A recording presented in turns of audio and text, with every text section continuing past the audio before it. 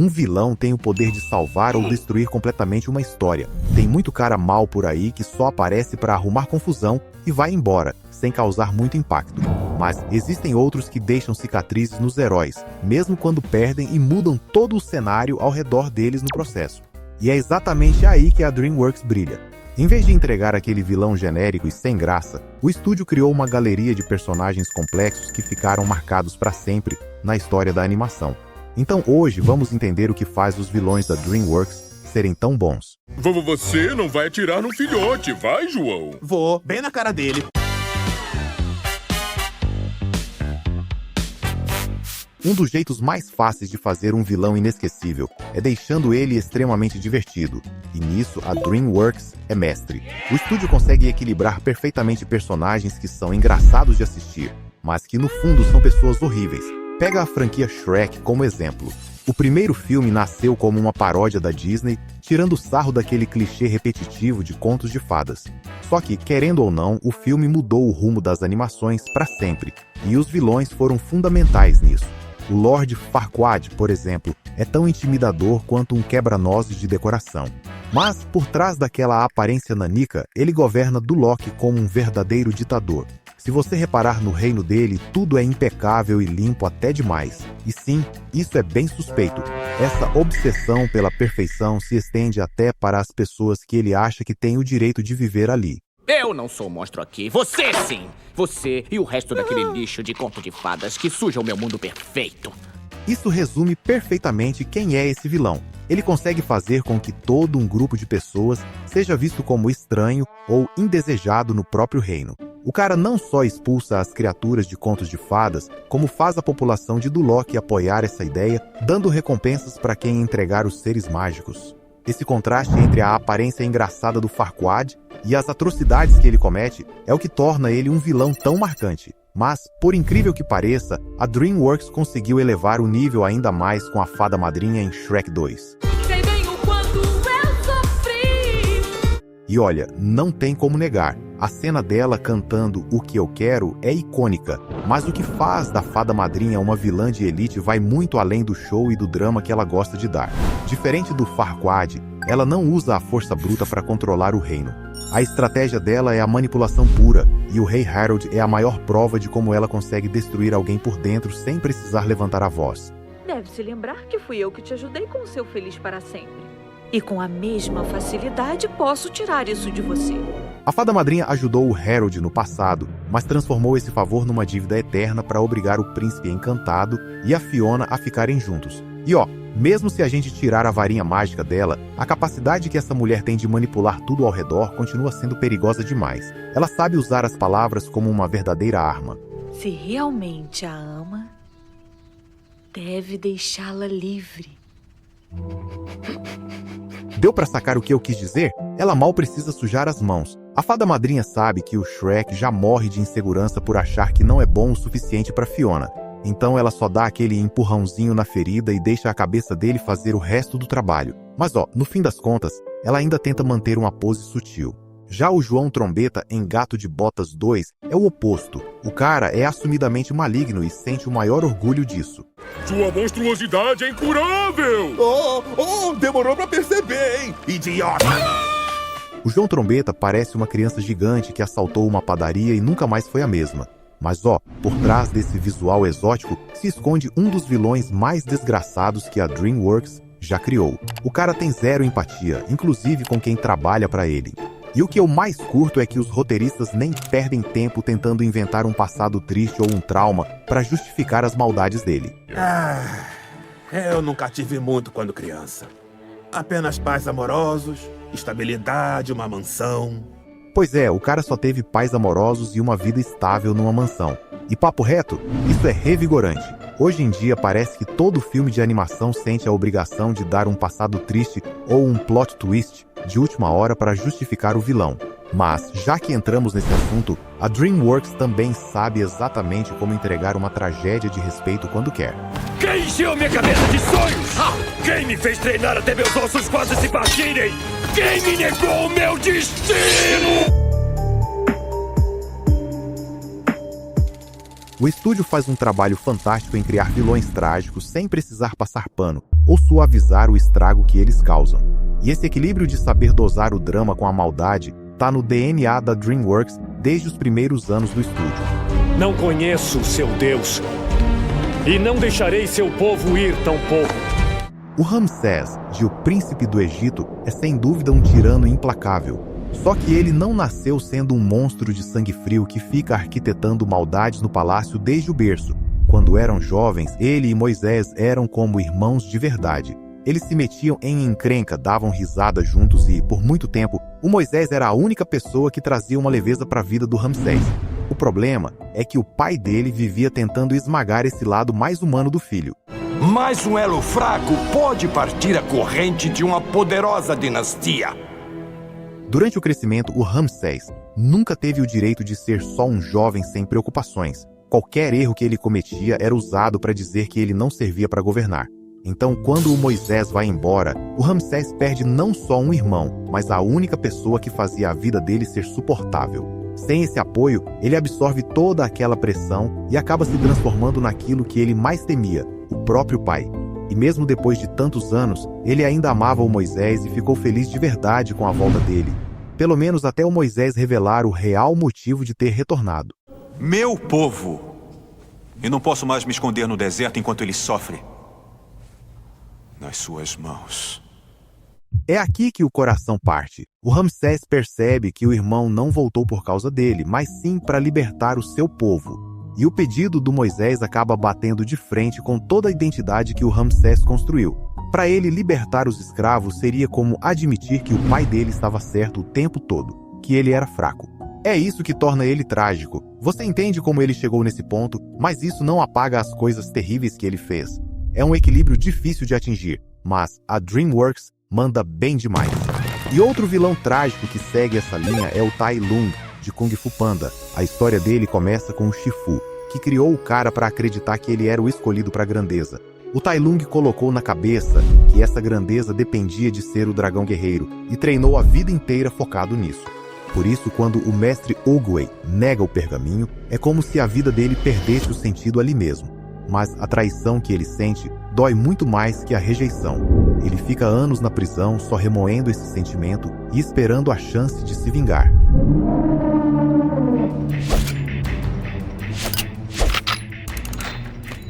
E vamos ser sinceros, aquela fuga da prisão usando apenas uma pena de ganso é uma das cenas mais geniais que a DreamWorks já animou. Só que o Tai Lung é muito mais do que apenas pancadaria e cena de ação. Tudo o que fiz foi para que se orgulhasse de mim! Diga-me o quanto se orgulha, Shifu! Todo aquele ressentimento acumulado por 20 anos explode de uma vez só. O Tai Lung derramou sangue, suor e lágrimas só para dar orgulho pro Shifu. Mas no fim foi tudo em vão, e é por isso que o Po tira ele tanto do sério. O panda é todo desajeitado, não tem nada a ver com o que ele imaginava que um dragão guerreiro deveria ser.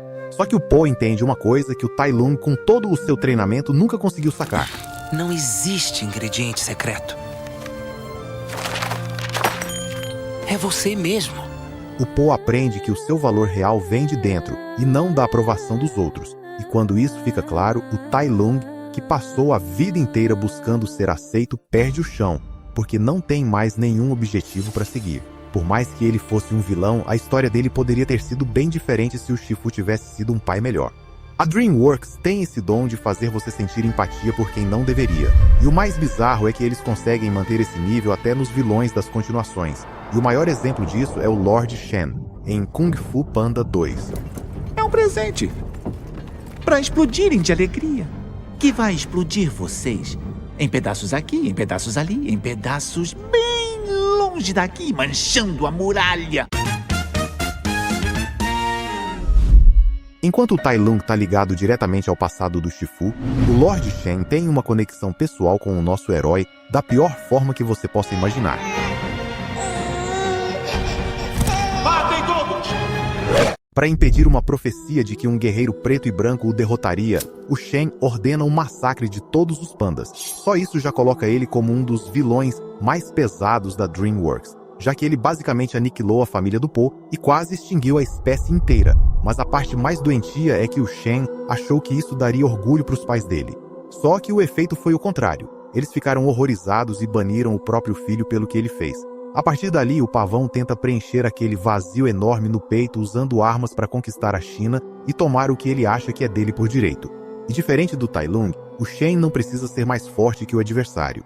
A estratégia dele é quebrar o psicológico do inimigo primeiro e depois disparar um canhão só para garantir o serviço. Seus pais não amavam você. Durante o filme todo, o Po sofre para entender quem ele é e de onde veio. Então, quando o Shen joga a real, ele faz o pior pesadelo do Po ganhar vida. Mas, se a gente parar para olhar, o Shen só tá projetando no Po o que ele sente sobre os próprios pais. Ele passou a vida fugindo da verdade. E a ironia do personagem é genial. O Tai Lung passou a vida correndo atrás do destino e nunca o alcançou. Já o Shen passou a vida fugindo do destino, mas acabou batendo de frente com ele do mesmo jeito. No final, dá pra ver que ele tá exausto, principalmente quando pergunta pro Po como ele conseguiu encontrar a paz. Só que a resposta do Po é algo que alguém como o Shen nunca vai conseguir entender. Você tem que deixar o passado pra trás, porque não tem mais importância. Desapegar do passado é impossível pro Shen, porque ele construiu toda a sua identidade em cima daquela profecia. Mas no fim das contas, aquele guerreiro em preto e branco da previsão podia muito bem ser o próprio Shen.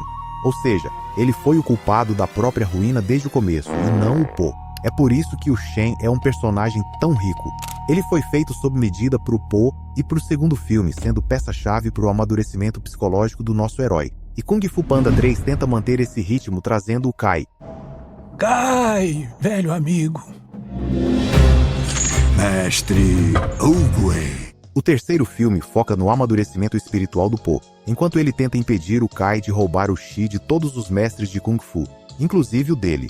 E o maior acerto dessa franquia é como cada vilão desafia o nosso herói de um jeito único.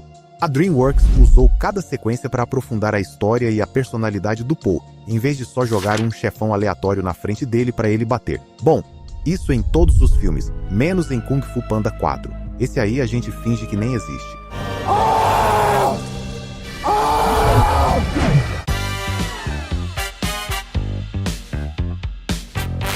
O Drago Sangue Bravo de Como Treinar o Seu Dragão 2 é o exemplo perfeito de como o estúdio consegue criar vilões que são o espelho sombrio dos nossos heróis.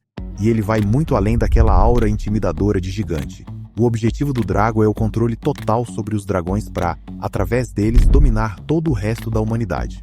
O cara tem uma sede de poder absurda e acredita piamente que a única forma de sobreviver nesse mundo é através da dominação.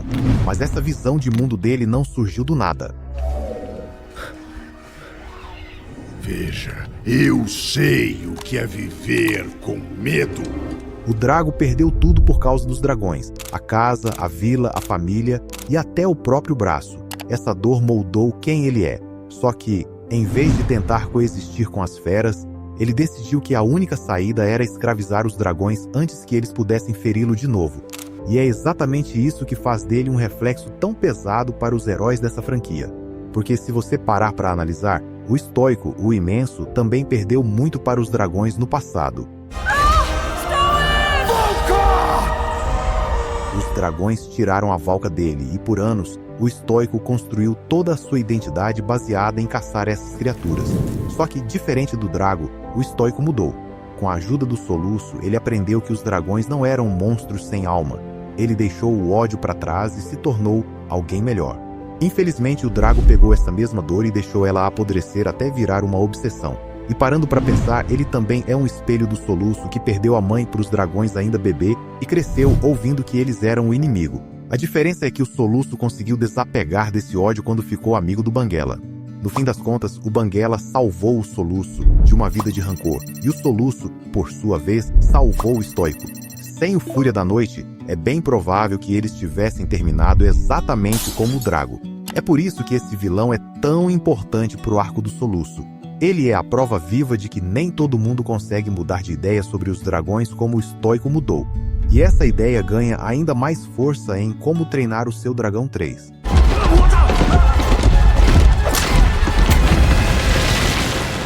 Diferente do Drago, que foi traumatizado pelos dragões, o Grimmel vê essas criaturas apenas como troféus de caça. Na verdade, o Grimmel é o único culpado pelo Banguela ser o último Fúria da Noite de que se tem notícia. Ele passou a vida inteira caçando a espécie até a extinção. E o pior, ele se orgulha disso. Pro Grimmel, os dragões não são companheiros, são só objetos para serem dominados. É por isso que ele controla os garras mortais usando o próprio veneno deles. Bom, diferente de você, quando eu era rapaz e me deparei com um Fúria da Noite, eu o matei enquanto dormia. Matar um Fúria da Noite quando ainda era garoto transformou o Grimmel no herói da sua aldeia. Desde aquele dia, ele vive tentando sentir aquela mesma adrenalina, caçando cada um da espécie até só sobrar o Banguela. E o Soluço estava numa situação muito parecida lá no primeiro filme. Ele também queria ser aceito, principalmente pelo pai. Mas, quando ele teve a chance de matar o Fúria da Noite, ele simplesmente não conseguiu. O Soluço escolheu a piedade, enquanto o Grimmel escolheu a glória. E o mais bizarro é pensar que o Soluço poderia muito bem ter se tornado um Grimmel se tivesse tomado a decisão errada naquele dia. É por isso que os vilões espelhados da DreamWorks são tão geniais. E o estúdio não parou por aí. Eles também testaram outros caminhos, como subverter totalmente a fórmula dos super-heróis em Megamente. A entrada triunfal! Logo de cara, o Megamente já entrega tudo. Ele é aquele vilão clássico que tem o drama correndo nas veias. Mas, por trás de todo aquele teatrinho e exibicionismo, o cara é um gênio. Diferente do Metro Man, ele não nasceu com superpoderes. Tudo que ele conquistou foi na raça, usando a inteligência, seus inventos e muita criatividade para conseguir bater de frente. E como acontece com vários personagens da DreamWorks, ele é a prova de que a vida de alguém pode tomar rumos completamente diferentes dependendo de onde ela começa. Felizmente encontrei um lugarzinho bem simpático para chamar de lar. Vamos ficar com ele? Por uma ironia do destino, o Megamente acaba crescendo dentro de um presídio, sendo criado pelos próprios detentos. Então, era óbvio que ele acabaria virando um vilão. A vida inteira dele foi resumida a um único propósito: derrotar o herói da cidade, o Metro Man. E depois de anos acumulando fracassos, ele finalmente consegue o que queria. Mas sem ele, do que adianta? Assim que o Metro Man sai de cena, o Megamente percebe que ser vilão só fazia sentido porque existia um herói batendo de frente com ele. Sem esse equilíbrio, ele se sente vazio. É aqui que o filme começa a quebrar de vez aquela fórmula clássica de herói contra vilão. E do outro lado da história, a gente tem o Hal Stewart, que de início parece só aquele cara desajeitado e perdedor, que não tem desenrolo nenhum com mulher. Durante o filme todo, dá pra ver que ele é totalmente caído pela Rosane Rocha. E eu cuidaria de você como um lobo cuidaria de um bebê humano. No começo, o Hal parece mais patético do que perigoso. Mas as coisas mudam quando o Megamente decide que Metro City precisa de um novo rival. E por algum motivo bizarro, ele acha que o Hal é o candidato ideal para receber poderes de um deus. Erro fatal. No momento em que o Hal vira o Titã, o filme joga no lixo qualquer ideia de que ele poderia ser um cara bonzinho. O primeiro instinto dele não é ajudar ninguém, é tentar impressionar a Rosane, jogando a coitada pra cima e pra baixo pela cidade como se fosse uma boneca de pano, só pra fingir que tá salvando ela. Mas o que consegue ser ainda pior é a reação dele quando levam fora. Cobrir porque você... Não, isso não é possível! Você teria que ficar comigo! Essa cena entrega tudo sobre a mentalidade do Hal. E no momento em que ele ganha poderes de super-herói, esse sentimento só vai aumentando, até que finalmente revela a escuridão que sempre esteve escondida dentro dele. Obrigado! Titã libertou a todos! Ah, não, libertou não. Eu prefiro sob nova direção. A essa altura, o Titã já é um vilão muito pior do que o Megamente jamais sonhou em ser. Enquanto o Megamente só queria saber de causar o caos, o Titã busca controle e dominação de verdade. Esse comportamento bizarro acaba forçando o Megamente a assumir o papel de herói, para conseguir parar o monstro que ele mesmo criou sem querer. O cara que era para ser o vilão agora precisa salvar o dia, porque aquele que deveria ser o herói, na real, nunca teve nada de heróico. E a DreamWorks faz essa inversão de papéis com maestria.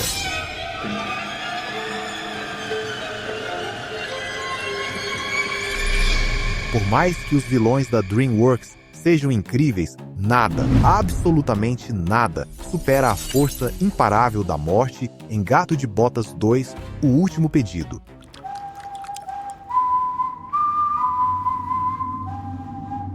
Cara, sem maldade, essa deve ser uma das introduções de personagem mais sinistras que a DreamWorks já criou. E a parte mais doida é que essa nem é a primeira vez que a morte dá as caras no filme. Se você prestar bem atenção, ele já tá lá no meio da multidão, enquanto o gato luta contra o gigante. O que faz todo o sentido, já que minutos depois o nosso herói perde mais uma vida. E olha que ironia, pouquíssimo tempo antes de morrer, o gato de botas estava lá, cantando a plenos pulmões que era um herói destemido e que nunca tinha sido tocado por uma lâmina sequer.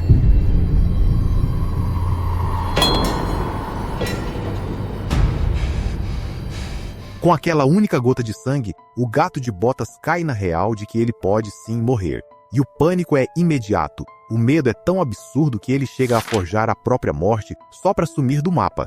E se você prestar atenção, vai notar um detalhe. Enquanto ele tá lá escondido, vivendo como um gato doméstico, a morte nunca aparece. Mas é só ele começar a brincar com a sorte e a apostar sua última vida de novo, que o lobo retorna na mesma hora.